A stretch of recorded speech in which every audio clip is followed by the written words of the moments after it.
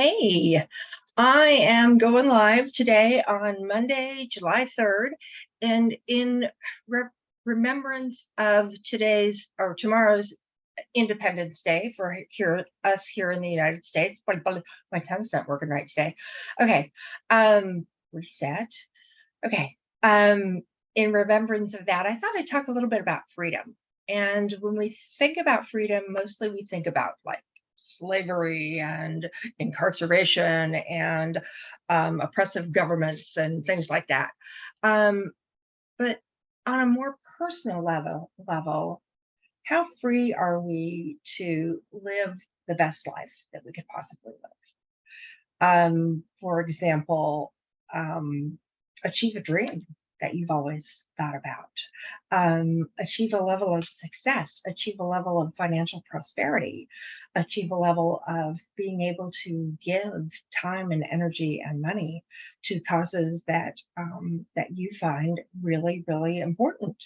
Um, there's a lot of times our brains hold us back, right? And some of it's our primitive brain with being programmed to be a little bit more afraid of new things and things we haven't done yet. And there's this little nagging negative voice that says, "Oh, what makes you think you can do that?" Go back to Nelson Mandela's quote, or I think he quoted it from Marianne Williamson: "Who are you to not be brilliant and an amazing light to the world?"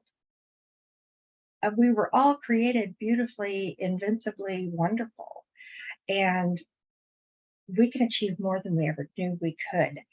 So it's freedom from negative thoughts, freedom from that belief that I'm not good enough and I mess everything up and all that negative crap that our brains tell ourselves. I used to think that my brain was the only one who did that, and it was circumstances growing up the youngest in the family of 4 kids in 5 years and blah, blah, blah, blah, blah, blah, blah, that that's why I had such a negative self-worth, and a negative, belief in myself. A few hard knocks along the way and stuff, and it resulted in me numbing my life for many, many years with alcohol because I wasn't good enough. So it was self-perpetuating in that I wasn't good enough, so I drank more to numb that, and blah blah blah, and it just goes around and round in circles and sinks you deeper into the self-loathing and the shame and blame and all that crap. I don't need that anymore. I am moved out of that. And what has shifted is that I've been able to get curious about whether those thoughts are true. Because just because your brain says something doesn't mean it's true. Interesting, huh? Um, there's observable stuff, there's circumstances, there's, um, say you lock yourself out of your car. Well, that's what happened. Okay. But are you going to tell yourself, "Oh, I'm so lame. I can't believe I did this," and blah, blah, blah, yeah, and on and on and on about self depreciating thoughts about how stupid you were? No, you weren't stupid. It just happened. Okay. So you call a locksmith, you call a friend, you get into your car, you do what you need to do. My mom accidentally locked my little brother in the car once, and we had to call the cops because it was Vegas and it was hot and it was sunny, and they came and got him out, which was phenomenal. But they didn't make her feel bad for doing it because it was an honest mistake. Anyway, I don't know why that popped into my head, but anyway, we have more control than we know. So curiosity. Instead, maybe be curious about, what could I do differently to not lock my keys in the car next time, or whatever. What could I do differently? How could I have a different thought? Is that thought always true? A lot of times it's not.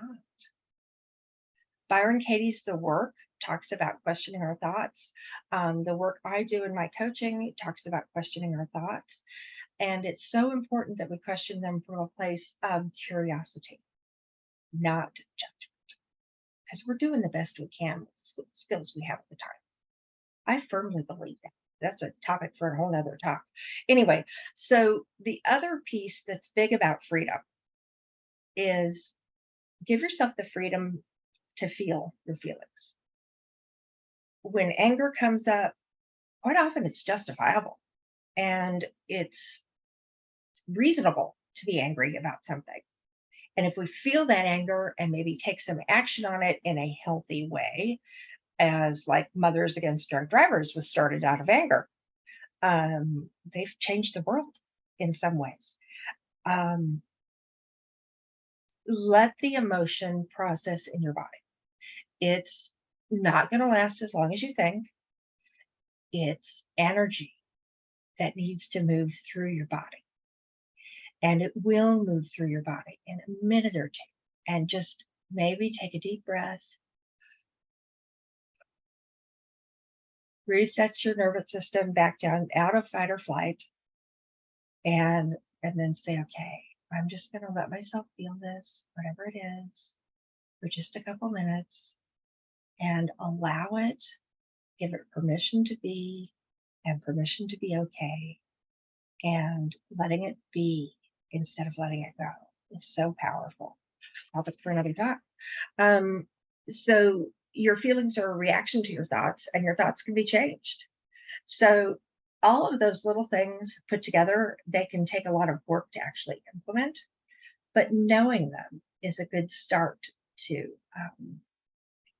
shifting things and just living more happily and more in freedom, with knowing that, I think this is what it is. It's knowing that whatever happens, because life's going to happen, you can handle it. Because you've got a support system, you've got friends, you've got skills, you've got resources, you've got whatever it takes to handle whatever's coming. Because you're strong and you're powerful, and you just need to believe that about yourself. I had a friend or a mentor in Mary Kay, Stacey James, who always said that, if you're going to lie to yourself, you might as well make it a good one.